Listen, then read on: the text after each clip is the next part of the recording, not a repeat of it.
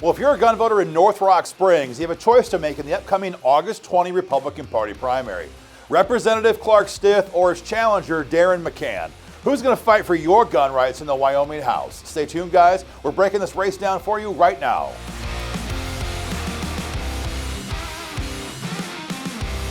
Hey guys, Aaron Dorr here with Wyoming Gun Owners. The primary is coming up quick, and we're being asked by gun owners in House District 48 about this matchup between Representative Clark Stith and his challenger, Darin McCann. And guys, the question you're asking us is always the same this time of year, every 2 years at election time. Who can we trust? Everyone says they're pro-gun, everyone campaigns on gun rights, and so often they betray us once they're in office in Cheyenne. So how do we know, as gun voters, who we can count on? It's an important question, guys. We are so often betrayed in Cheyenne. It's important to get these questions right. Now, in this video, we're going to combine voting histories, our candidate survey program, and public statements made by the candidates to give you a snapshot on how these guys might vote on gun rights issues going forward. From there, you'll make your own most informed decision. And I'm going to begin with the bad news first. The bad news is Clark Stith. And if you know Clark, you know he's a likable guy. That's his persona. I get it. Kind of works for him. But the reality is that it hides a long-time opposition to your right to keep and bear arms. I'm going to go back a couple years to 2018. I'm going to work it back up to present day. So Clark got elected in 2016. And in 2018, the first big gun rights battle came up here in Wyoming as we were working to pass Stand Your Ground law. It's hard to believe that here in Wyoming, we did not have Stand Your Ground law until 2018, but that's the way the law was. If you were attacked in public, you had to retreat before using defensive force, and if you didn't, you could go to prison for not following the use of force guidelines. So we moved Stand Your Ground law in 2018. That bill number, I want to say it was House Bill 168. So the rhinos hated Stand Your Ground, but they couldn't vote no on Stand Your Ground law because it was just too politically painful for them because they knew that WIGO members would hold them accountable. So their plan B is always to water down good gun bills with harmful amendments. And that's what Clark Stith did on House Bill 168. The amendment number, this is amendment number 3001 to substitute bill number 1 of House Bill 168, and the date, February 28, 2018. Got a lot of research here for you guys. And the amendment that he ran would take away some of the teeth that we had in Stand Your Ground. You see, our language said very simply that you didn't have to retreat. If you were charged with a crime, you had pretrial immunity hearings, and you had the option to prove your innocence in that pretrial hearing, not after you've been convicted in a sham trial. And we also had in there that if you were charged and found not guilty, that the state or the county, whoever brought charges, would have to reimburse your legal fees, your lack of income during that time, and any other fees associated with you being wrongfully charged for having the gall to defend yourself.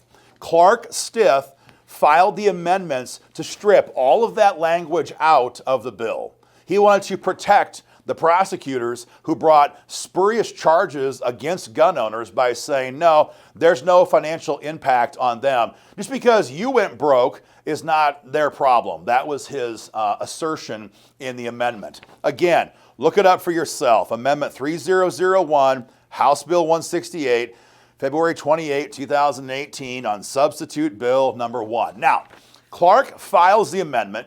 I called Clark out of the House chamber, and I said, what are you doing?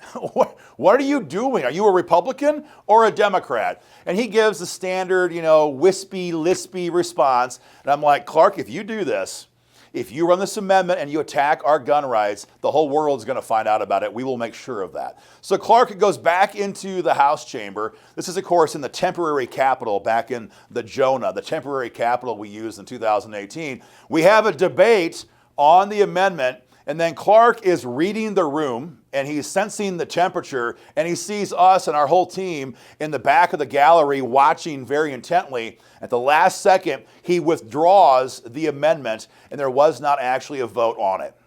But that's only because WIGO members were calling and emailing the Capitol saying, don't you dare water down stand your ground law. But that's what he tried to do way back in 2018. It happened 2 times that session, 2 times that same day, as a matter of fact. Fast forward now, 4 years later, 2022. We're trying to pass House Bill 133, the Second Amendment Preservation Act. We're a year and a half into Joe Biden's presidency. He is lobbing bombs at us every single day. And just because we're in a red state didn't help a whole lot, because Biden would simply grab his pen, sign an executive order, and he would ban pistol braces, for example. He would then have the ATF say, you know what, call local law enforcement, and they're going to help you enforce my executive order. It's total tyranny, total violation of the normal process. He bypasses Congress and he mandates gun control by executive order. SEPA was designed to assert our state sovereignty and tell the feds, you know what, this is our state. We have our own state constitution. We defend gun rights in our constitution. We defend gun rights in the legislature. We have cops paid for by our own tax dollars, and they enforce our gun laws, not federal gun control. It's the beautiful law. It's a law in other red states. We needed it so badly here in Wyoming.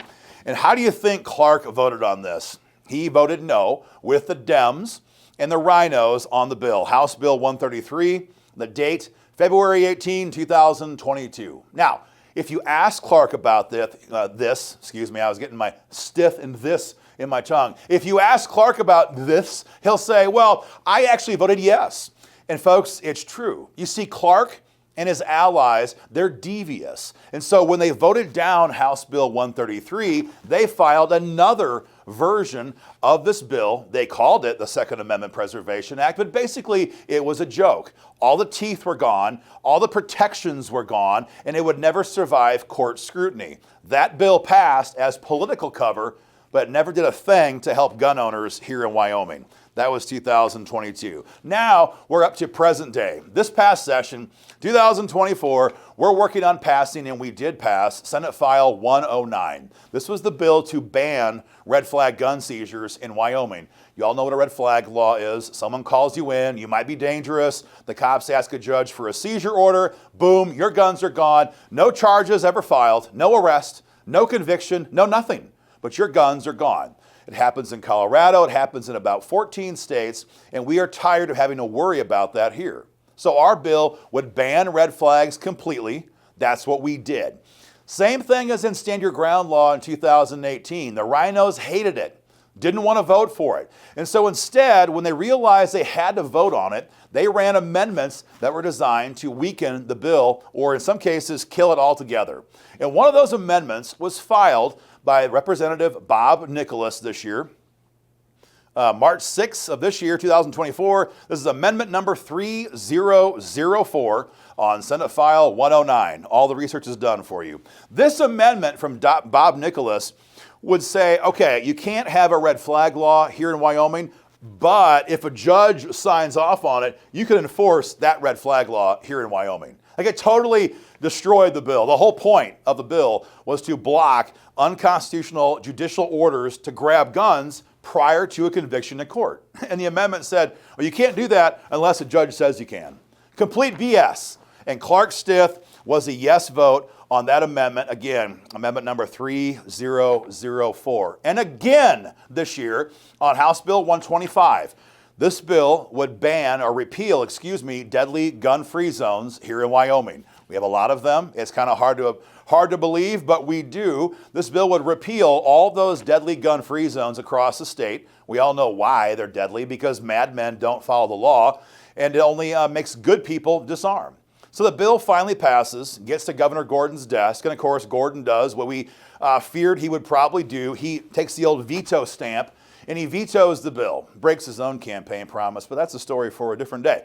So it's vetoed. We're out of session for the year. The only way to override that veto is to convene a special session. Happens quite a bit. It's not very rare. All it takes is a majority vote in the Senate, majority vote in the House, and boom, we're back in Cheyenne for a 1-day or a 2-day override session. We had the votes in the Senate, and we were this close in the House, and then Clark Stith, again, comes along, shivs gun voters in the back, and he votes no on the special session this year in Wyoming. So every single chance Clark gets to screw over gun voters, he takes it. Tries to weaken Stand Your Ground law. Votes against the Second Amendment Preservation Act. Tries to weaken Senate File 109. Votes against the special session. No surprise, he will not sign his WIGO candidate survey this cycle. Guys, that's a recap on Clark. A lot of dangerous actions, a lot of harmful votes, a lot of devious deeds designed to weaken, undermine, and attack our right to keep and bear arms here in Wyoming. If you see Clark Stith, tell him to apologize. Tell him to apologize for 8 long years of attacking your gun rights in the Wyoming House. That's the bad news. Here's the good news. We've got Darin McCann. Darin has surveyed 100% pro-gun with WIGO. Every question we asked him, he answered it correctly. He will defend Stand Your Ground law. He is opposed to waiting periods. He's opposed to any attempt to institute red flag laws here in Wyoming in case they try to weaken the bill we passed this year. He would sponsor the bill to repeal deadly gun-free zones. 100% pro-gun. That's Darin McCann. You can see his survey response on our website right now. A strong, strong showing from Darin McCann on his candidate survey program. If you see Darin, thank him for all of that. Guys, that's our recap on this race. Do me a favor. There's a lot of detail here, a lot of bill numbers, amendment numbers, dates, times. Make sure and share this video online with your friends. You can find it on X, Facebook, YouTube, our Facebook page. You can find it on our website. Wherever you find it, take a moment, tag your friends, share it on social media. Make sure everyone knows what Clark has done to your gun rights.